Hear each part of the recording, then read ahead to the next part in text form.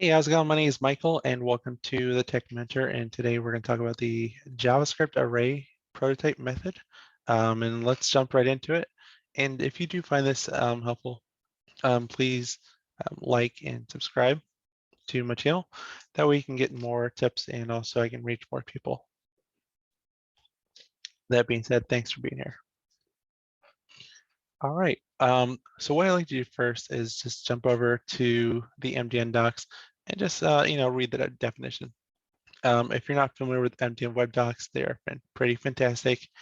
I'll drop the link in the description for this reference. But yeah, it's a great starting point. So the map method creates a new array populated with the results of calling a provided function on every element in the calling array. And one thing to keep in mind, there's some differences between this and for each. Map will actually create a new array and will not modify the contents of the original array. So that being said, let's jump over to the REPL and let's do a few examples here. So we have, let's do this. We got some numbers, we got an array, just 1, 4, 6, and 8. And let's say we had a function called triple num. And it looks something like this. Basically all it does is take a number and returns the number times 3. And so if you run something like this, you just call the function with 3, you expect to get 9, and you can see in the console you get 9. So it works pretty as expected. So let's say we want to create a new array, right? So we can say const new array. Is how you do it. So you take the calling array, which is numbers, and you call map on it, right? And so you can actually do something like this. You can do just pass in triple num.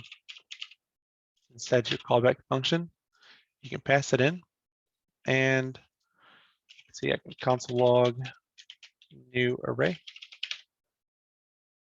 And you can see here, there we go. So the first number was 1, now it's 3. So the way this worked is it took each number in the array. So it started with 3, it said, okay, we're gonna pass 3 in here and return number plus times 3, put it back in the array. 4, same thing, pass it into the function, return number times 3, put it back in the array. 6, same deal, and it puts back in the array. And then 24, 8 times 3, and put it back in the array. Now, also, you'll see if I console log numbers, these are the original numbers. This did not change. So you'll see that. So you have the old numbers on the bottom and the new numbers on top. The new array, I should say. And it's important to realize that it does not mutate the original array. So that's a pretty much key thing to remember. So this is a pretty basic example. Now the way you usually see it done is you don't see a callback function passed. You'll see it looks something like this. So just go away, and obviously you'll do an anonymous function. And so you'll do this, and you'll say num or whatever you want to call it. This can be x, it can be num, be whatever you want to call it. And then you just do your arrow function, and you can say, and because it's implicit return, it's num times 3. And if I console log new array, you'll see this should be this same exact answer. So yeah, that worked. You can see this is a lot cleaner because you don't need a separate function. You can have that function if you want to test it, or anything like that, it's fine, because typically this will be inside a function, and you'll test the that function that this is contained in. But otherwise, you can definitely do that if you want to have a function test it outside that. But I like this, and this is the way you'll more than likely see it in real life. So cool. Let's move on to a different example, something a little bit more complex. So we have some cars and some models. You can see we get the ID, the make, model, year, price, and miles. And we have 20, actually we have 50. So let's say we had a function. And we'll pretend like this is our API call, right? We'll pretend, we called the API and this is what we got. So this is like this const. Let's see. Let's call it, what do we want to do here? Let's increase the price. Increase prices. And this is just gonna be a function, right? Cool. So we're gonna increase the prices, and we can pass in an array, right?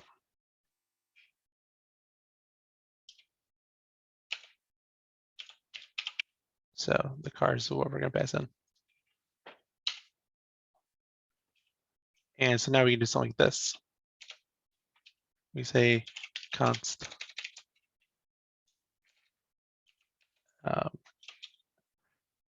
I guess it'd be increased prices list cars equals, and then we do something like cars.map, and we can say for each car, right? And let's go and expand this out.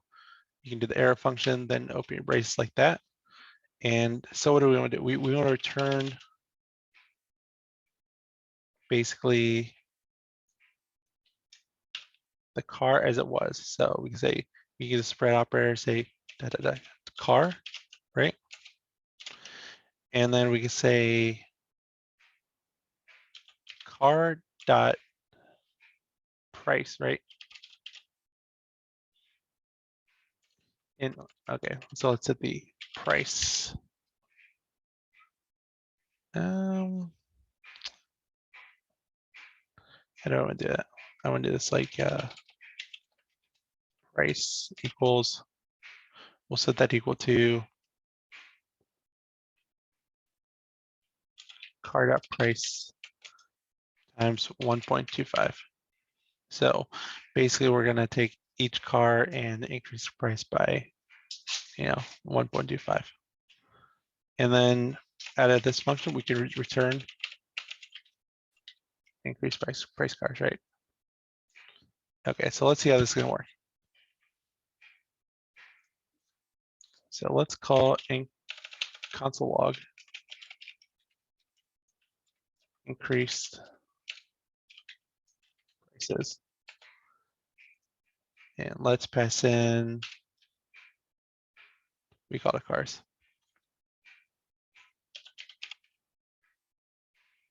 Let's see what happens. Okay, we hit run. Increased prices is not defined.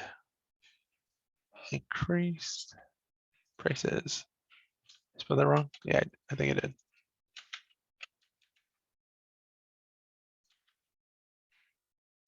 Right now. Cool, there we go. So let's take a look at the results and let's see if we actually did increase the price. So the price of Mazda was $94.53, and now it is $11,816. So that seems to have worked. And second car was $6,392, and now it's 79.90. So you can see all the prices, they did increase as expected. So let's talk about how this worked out. So we took, in this function, I'm creating a new array. I called it increase price cars. You can call it new cars, new prices, whatever you want to call it, right? And so take the car. The first time this runs, it's going to pass in the first car. It's going to pass in this Mazda, this object here. And so basically what this is doing is we want to return back into the array the car as it was. So we didn't change the ID, we're not changing the make, we're not changing the model, we're not changing the year, we're not changing the miles, we're only changing the price. So when you spread the operator, you did ... car, you're kind of saying, just give me the car as it is. For example, if I say const person equals age 20, name Michael, right? And I say const person 2 equals, and we say person. Then we say email mike@gmail.com. So, and this is a really contrived example, but console log person 2.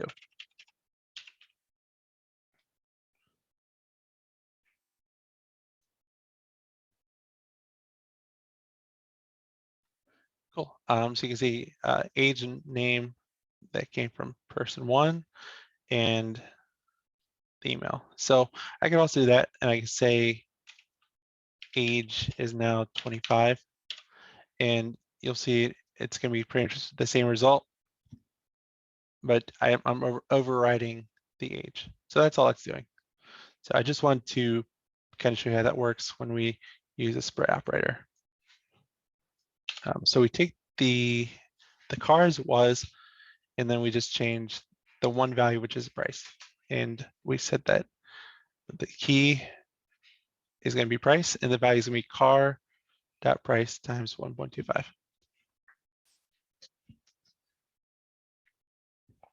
And this works because we know that each car will have a price. So if there wasn't going to be a price, you'd want to handle that differently to see if there is a price. But here I knew all the data had a price, so I didn't have to worry about that.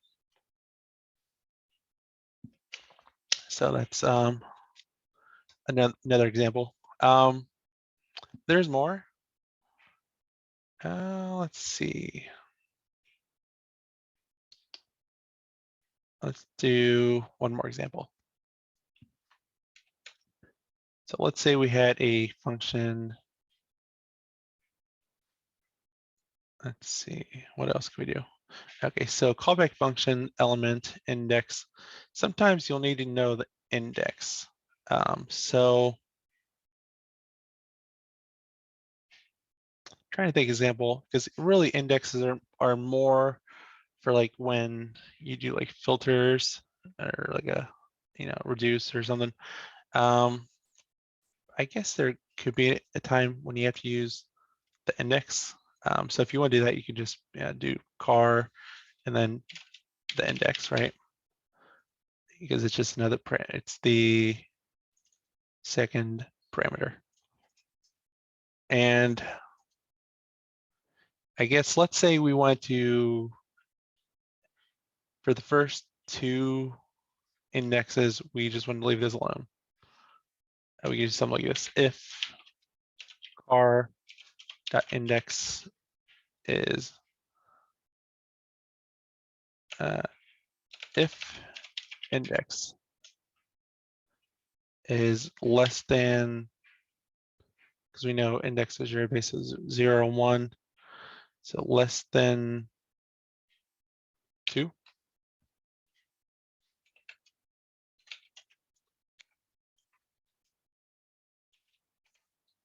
let's do this opposite. If index is greater than 2, then return this, right? Else, yeah, else return just the car as is. So we're not going to change anything. We're just going to return the car back into the array as it is. So let's go ahead and I think we can do something like yeah, format. Cool. All right, cool. Let's call this again, increase prices, and let's call this cars data, just so you can see that this is just, you know, passing cars. That's just a parameter, right? So increase prices, cars data, and let's console log it so we can see the result.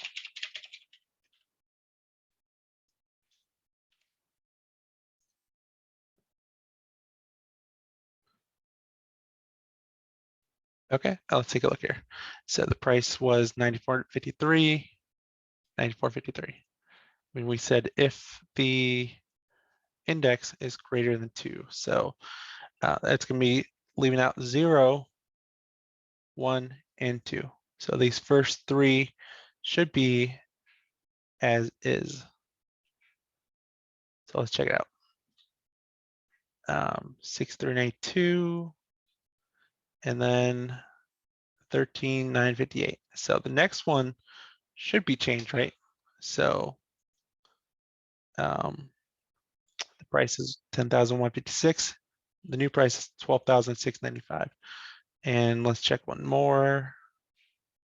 The Chevrolet Tahoe is 5474, and now it's 6842. So you can see it did work as expected, and that's pretty cool. So really, let me know what questions you have about this method. I think between these examples, play around with it, you know, kind of create your own examples. And if you have any questions, let me know in the comments and I can definitely address them in the next video. And if this did help you, please like and subscribe to my channel, and we'll see you in the next one.